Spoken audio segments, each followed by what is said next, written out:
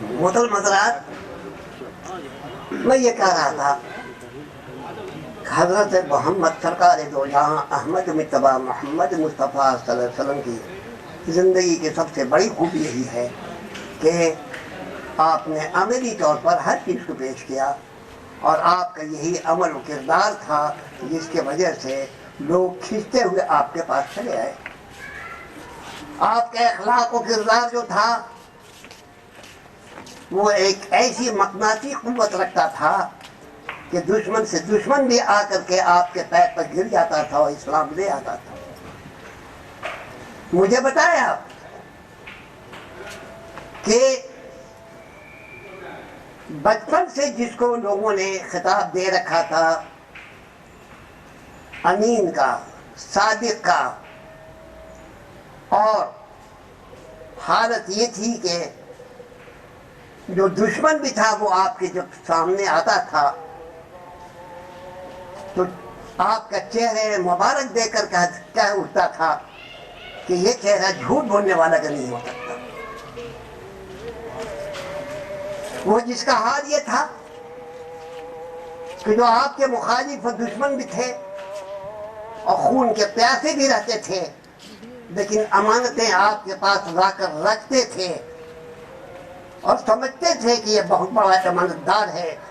میری امانت کہیں ضائع نہیں ہوگی، حفاظت رکھے گا۔ وہ جانتے تھے اس بات کو کہ جو وعدہ کرتا تھا، کسی بات کا بھی جو وعدہ کرتا تھا کبھی اس کی خلاف ورزی نہیں کرتا تھا۔ ایک شخص سے وعدہ کیا ملنے کا اور وہ چلا گیا وعدہ کر کے کہ ہم ابھی آتے ہیں، اور آپ گلی میں کھڑے رہے۔ 3 دنوں کے بعد جب آیا تو دیکھا کہ کھڑا ہوا ہے، کہا کہ تم نے وعدہ کیا تھا کہ ہم ابھی آتے ہیں اور ہم 3 دن سے تمہارا انتظار کر رہے ہیں۔ اب آپ غور کیجئے کہ کون سی ایسی خوبی تھی کہ جس کی وجہ سے لوگ دھڑا دھڑ اسلام لاتے تھے اور قبول کرتے تھے۔ جب حال یہ ہوتا تھا کہ حج کا زمانہ آتا تھا تو لوگ حیرت کرتے تھے کہ اتنی کثیر تعداد کے اندر لوگ مسلمان کیسے ہوتے چلے جا رہے ہیں۔ ایک بار میٹنگ ہوئی اور میٹنگ ہونے کے بعد بہت سے اہل قریش جمع ہوئے، جو بڑے بڑے سورما لوگ تھے، بڑے بڑے لیڈر تھے۔ ان سبوں نے مل کے کہا کہ ارے بھائی، لوگ مسلمان ہوتے چلے جاتے ہیں اور جب حج میں لوگ آتے ہیں تو وجہ پوچھتے ہیں کہ کیوں مسلمان ہوتے ہیں لوگ، تو کوئی کچھ جواب دیتا ہے، کوئی کچھ جواب دیتا ہے، کوئی کہتا ہے کہ مجنون ہے، کوئی کہتا ہے کہ کاہن ہے، کوئی کہتا ہے جادوگر ہے، کوئی کہتا ہے مرغی کا دورہ پڑتا ہے۔ آخر ہم لوگ سب طے کر لیں ایک بات کے اوپر، ایک ریزولوشن پاس کر لیں۔ مختلف بھانت بھانت کی آوازیں ہوتی ہیں، الگ الگ اپنا خیال لوگ پیش کرتے ہیں، اس سے اختلاف پیدا ہوتا ہے۔ سب لوگ بیٹھے بات کرنے کے لیے، کسی نے کچھ کہا، کسی نے کچھ کہا۔ نضر بن حارث ایک شخص تھا، بہت بڑا کافر، اور وہ سرغنہ تھا، کافروں کا سردار تھا۔ سب لوگ بیٹھے گفتگو کرنے کے لیے، سب نے اپنی اپنی رائے پیش کی، مگر جب سبوں کی رائے مختلف سنی، سب کی الگ الگ، سب نے الگ الگ خیال پیش کیا، تو نضر بن حارث نے کہا کھڑے ہو کر، قد کان محمد فیکم غلاما حرسا، یاد کرو اس وقت کو کہ محمد چھوٹا بچہ تھا۔ ارزاکم فیکم، سب سے زیادہ تم میں راضی، سب سے زیادہ پیارا اور دلارا تھا۔ یاد کرو اس وقت کو، اصدقکم حدیثا، سب سے زیادہ سچا تھا۔ وعاظمکم امانتا، سب سے زیادہ امانت دار تھا۔ بچپن میں تم نے اس پر بھروسہ کیا، بچپن سے خطاب دیا، امین کا، صادق کا، نیک کا، سچا تھا، ایسا تھا ویسا تھا، سب کچھ تھا، برابر کہتے رہو، اور کوئی تبدیلی تو نہیں ہوئی۔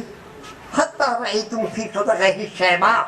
اب ایسا وقت آ گیا کہ اب اس کے کان کے بال، کنپٹی کے بال کچھ سفید ہو گئے، شیب مری شیب کہتے ہیں اجلے بال ہو، حتی رأیتم فی صدغہ شیبا، کنپٹی کے بال دیکھا کہ اجلے ہو گئے، اور کوئی تبدیلی کچھ نہیں، بچپن سے اچھا چہیتا دلارا تمہارا سب کچھ تھا،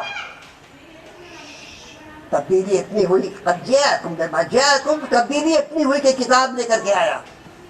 بس اتنی ہی اور کچھ نہیں، بس قلتم ساحر، تب کہتے ہیں جادوگر ہے، اب کہتے ہیں قلتم کاہن، تو کہتے ہیں وہ کاہن ہے،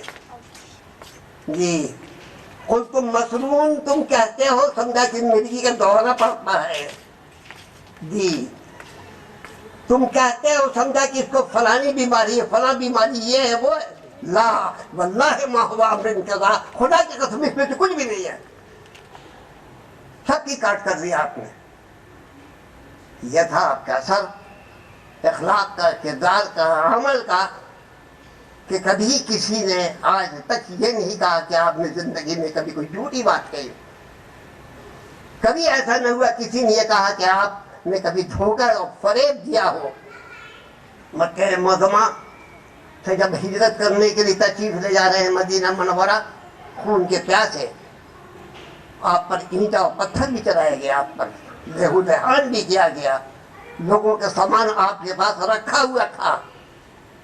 آپ ہجرت کر کے جا رہے ہیں، لیکن کسی نے آج یہ نہ کہا کہ جو آپ کے پاس امانت رکھی ہوئی ہے ذرا ہم کو دے دیجئے، خود آپ کے پاس رکھا ہوا ہم کو دے دیجئے، میرا اتنا روپیہ آپ کے پاس رکھا ہوا ہم کو دے دیجئے، میرا زیور ہے دے دیجئے، کسی نے نہیں، سب سمجھتے تھے کہ ہزار ہم سے اختلاف ہے، لڑائی ہے، جھگڑا ہے، سب کچھ اپنی جگہ پر ہے، لیکن سمجھا یہ ایک ایسا شخص ہے کہ امانت میں خیانت کرنے والا نہیں ہے، ایک پیسہ ادھر ادھر کرنے والا نہیں۔ اور جب ان کا پیچھا کیا گیا، سراقہ جب گھوڑے پر سوار ہو کر کے جب دوڑا مدینہ منورہ، جب آپ جا رہے تھے سوار گھوڑے پر ہو کر کے، رات میں نکلے، بیچ کا بڑا واقعہ ہے، لمبا واقعہ ہے، کہاں پر حرا میں پناہ لی اور کیا کیا ہوا وہ ایک الگ واقعہ ہے، میں تو چھوڑتا ہوں۔ اور پیچھا کرتا ہوا چلا جا رہا ہے سراقہ گھوڑے پر سوار ہو کر کے، مدینے کے قریب جب دیکھا کہ سرکار دو عالم محمد مصطفیٰ صلی اللہ علیہ وسلم گھوڑے پر چلے جا رہے ہیں، اس نے اپنا گھوڑا تیز کیا تلوار لے کر کے کہ حملہ کرے آپ کے اوپر، سراقہ نے چاہا حملہ کرے آپ کے اوپر، سرکار دو عالم صلی اللہ علیہ وسلم نے آواز دی، سراقہ کدھر آئے ہو، خیریت سے ہو، اچھے ہو، کیا بات ہے، سمجھا سراقہ کہتا ہے سمجھا کہ سب میرے ہاتھ پر پردہ پڑ گیا، ہم نہیں کر سکتے ہیں، گھوڑا نے الف لے لیا، ہم گھوڑے سے لپٹ گئے، نیچے گر پڑے، اور سرکار دو عالم صلی اللہ علیہ وسلم نے جب ہماری خیریت پوچھی کیسے ہو سراقہ کیا ہو، سمجھا ہم نے تلوار اٹھا کر کے پھینک دیا، آپ کے پیر پر گر پڑے اور موت ہی بھاگ لی، اور ہم نے کہہ دیا لا الہ الا اللہ محمد رسول اللہ۔ دیکھا یہ وہ دشمن عمر فاروق اللہ تعالیٰ عنہ، سن لیجیے، تلوار لے کر کے لمبا واقعہ ہے، کو چھوڑ رہا ہوں، جی بہن کو مارا پیٹا، اپنی لونڈی کو مارا اور پیٹا، جی مارتے مارتے تھک جاتے ہیں، اور اس کے بعد سمجھا بیٹھ جاتے ہیں، کہتے ہیں اپنی لونڈی سے، آپ یہ کہتے ہیں کہ سن لو میں تھکا نہیں ہوں ابھی، سمجھا میں اور ابھی ماروں گا، یہ مت سمجھو کہ مجھے تم پر رحم آ گیا ہے، سستانے کے لیے کچھ دیر بیٹھ گیا ہوں اور پھر مارنا شروع کرتے ہیں، لیکن لونڈی یہی کہتی ہے سمجھا قطعنا محمد صلی اللہ علیہ وسلم ولا اترک هذا الامر، میں نے محمد کی اتباع کر دی ہے، ہم چھوڑیں گے نہیں، جتنا مارو پیٹو جو کچھ بھی کرو۔ اور سرکار دو عالم صلی اللہ علیہ وسلم اس غصے میں چلے جاتے ہیں، سرکار یہ معاف کیجیے گا عمر فاروق اللہ عنہ غصے میں چلے جاتے ہیں، عمر سرکار دو عالم صلی اللہ علیہ وسلم کے پاس تلوار لے کر کے ارادہ کرتے ہوئے داماد کو مارا، بیوی کو مارا، لونڈی کو مارا، اور تلوار لیے ہوئے چلے جاتے ہیں، اور جب سرکار دو عالم محمد مصطفیٰ صلی اللہ علیہ وسلم کی خدمت پہنچتے ہیں، تلوار چھوٹ جاتی ہے، اور پھر آپ کے قدم مبارک پر سر رکھ دیتے ہیں اور کہتے ہیں لا الہ الا محمد رسول اللہ۔ اور ایک واقعہ میں آپ کو بتا دوں جی،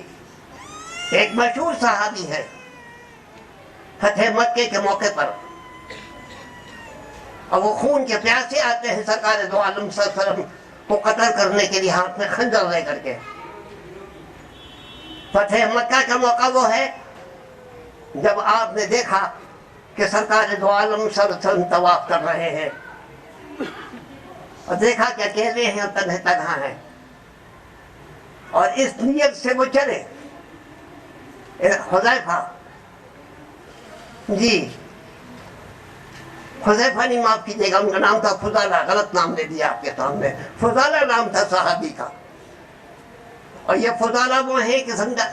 جن کی ساری زندگی شراب و کباب کے اندر کٹی۔ فضالہ وہ ہیں کہ جن کی ساری زندگی شباب و کباب کے اندر کٹی، عیش و عشرت کے اندر کٹی، اور چلے اس ارادے سے کہ رسول اکرم صلی اللہ علیہ وسلم کا کام تمام کر دے۔ راستے میں ان کی محبوبہ معشوقہ ایک جگہ کوٹھے پر بیٹھی ہوئی تھی، اس نے پکار آواز دی، یہ چلے گئے اپنی محبوبہ معشوقہ کے پاس اور شراب و شباب سے لطف حاصل کیا۔ اتنی دیر بیٹھ کر کے جب لطف اندوز ہو چکے اس کے شباب سے، اس کے جوانی سے اور شراب سے لطف اندوز ہو چکے، اب ہاتھ میں خنجر لے کر کے چلے ہیں کہ سرکار دو عالم صلی اللہ علیہ وسلم کو نعوذ باللہ قتل کریں گے، کام تمام کر دیں گے۔ دیکھا کہ طواف کر رہے ہیں، بڑا اچھا موقع ہے، اس وقت اکیلے ہیں، اب خنجر بھونک دیں گے۔ جیسے پہنچے فضالہ، سرکار دو عالم صلی اللہ علیہ وسلم نے دیکھا چہرہ ان کا اندازہ